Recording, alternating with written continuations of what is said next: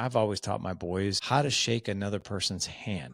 And what I can tell you is we started with that when they were super little. The very first concept that they taught at this CAPS orientation is this is how you shake a professional's handshake. He's like, you would have been shocked how many people had no clue and they were still doing it wrong, even after they taught us. And you touched on the lack of financial education. I get it. You can complete 15, 20 years of education and never have the concept of capital gains explained to you, credit and leverage, interest rates explained to you. But you get spat out in the real world and suddenly you're on the monopoly board with everybody else and you weren't explained the rules, but you're playing the game now. Suddenly you wake up at 30, 35 years old and you look around, how did they get all that? How come I have none of that? Obviously they had to have cheated because there's no way they could have gotten so far ahead, but they didn't cheat. Obviously that manifests as anger. And then you got to point the finger like, who's the bad guy? Who did this? It's misguided because these subjects and very important topics are absolutely absent.